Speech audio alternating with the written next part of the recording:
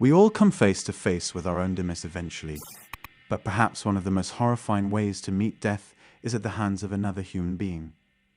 Student Renee Hartfelt would tragically meet her untimely end in this fashion, all due to the insanely dark and twisted actions of Issei Sagawa, actions for which he would never face true justice. Welcome back to the Midnight Investigator, and in this video, we will delve into the chilling case of Issei Sagawa. I must warn you, this is one of the most disturbing cases I have ever covered. From Japan, Sagawa's story is a haunting tale of a life consumed by unimaginable darkness. Let us begin our journey in Kobe, Hyogo, Japan, although our case eventually takes us to France. Kobe, located in the Hyogo prefecture, is situated 300 miles west of Tokyo, towards the southwestern flank of Honshu. While known for Himji Castle, onsen resorts, and its seaport, there is much more to Hyogo than meets the eye. The capital, Kobe, boasts one of Japan's largest seaports, and the prefecture is rich in academia with renowned research institutes like Riken and Spring 8.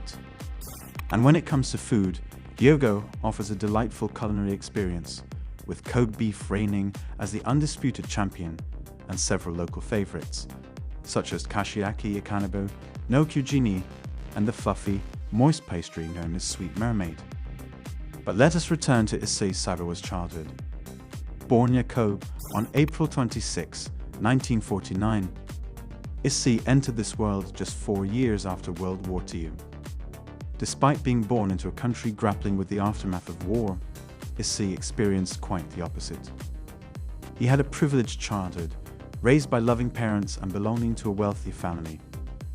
His father, Akira Sagawa, was the president of Kurita Water Industries, a company with over 5,000 employees and substantial revenue.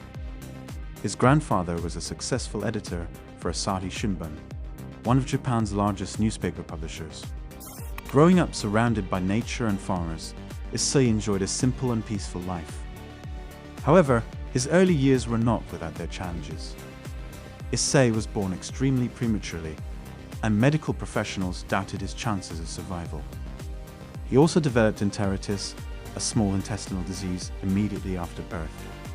As a result, he grew up short, frail, and partially stunted, physical attributes that would persist into adulthood. Issei exhibited peculiarities from a young age. In first grade, he developed a fascination with girls and other boys, but in an unconventional way. It was during this time that Issei began to fantasize about eating the thighs of his classmates and other body parts. Despite his introverted nature and limited athletic abilities, Issei found solace in reading and literature, developing a deep interest in these pursuits. His parents supported his interests, and his passion for academics would eventually serve him well. As Issei entered young adulthood, he attended Wako University before moving on to Kwansei Gakuin University to pursue a master's degree in English literature.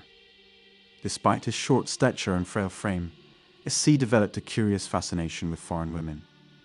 At the age of 24, while attending his academic course at Wako University, he noticed a tall, blonde German woman passing by.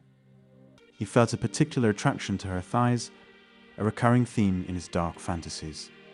Coincidentally, she lived in the same apartment block as his grandmother, a fact that intrigued him as he was familiar with the complex. This realization sparked a sinister plan in Issei's mind.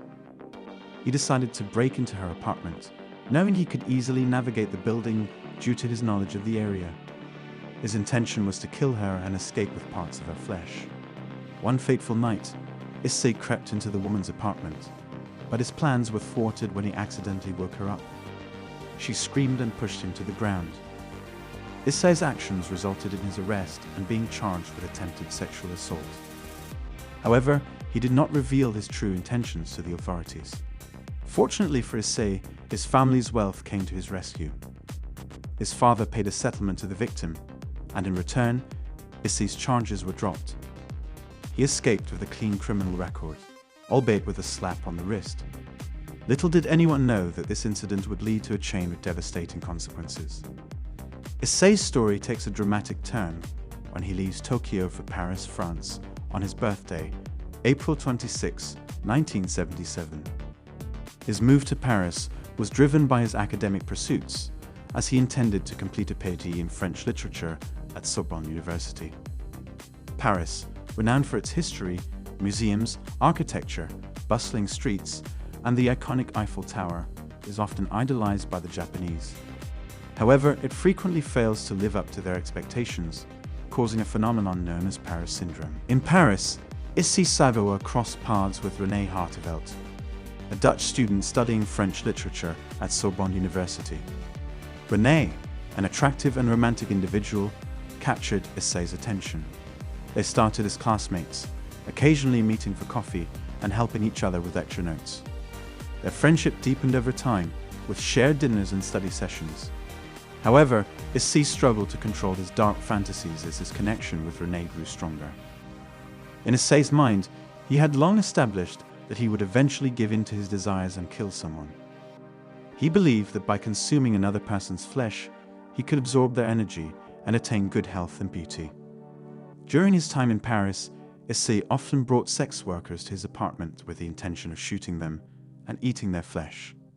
However, he always froze up and failed to follow through. On June 11, 1981, Issei invited René to his apartment for dinner, under the guise of helping her with a missed optional assignment. As René worked at the desk in his living room, Issei silently retrieved a rifle and approached her from behind. Without warning, he shot her in the back of the head. After regaining consciousness, Issei proceeded to carry out his plan, mutilating and consuming parts of René's body. He refrigerated the remaining parts before initiating a cover-up operation. Issei faced logistical challenges in disposing of René's body without arousing suspicion.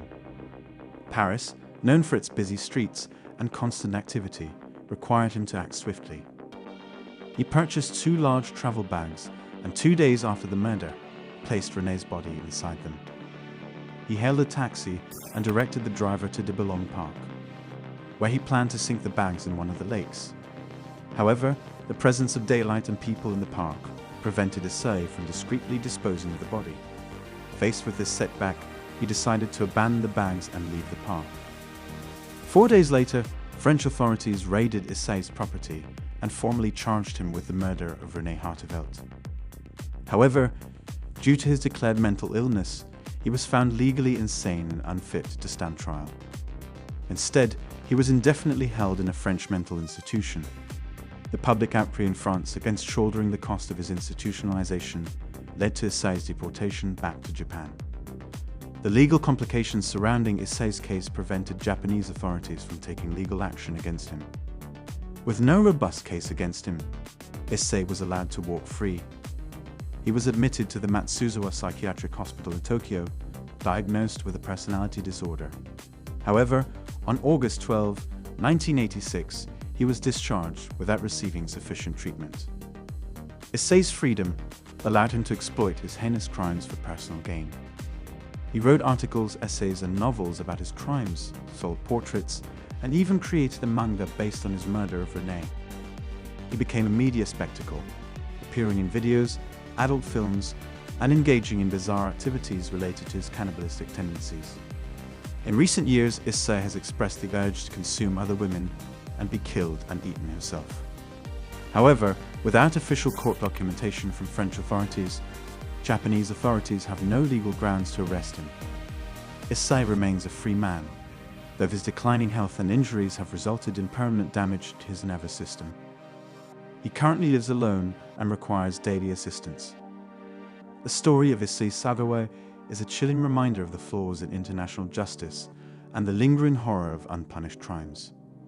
René Hartevelt's life was tragically cut short, while Issei has enjoyed over 3 decades of freedom.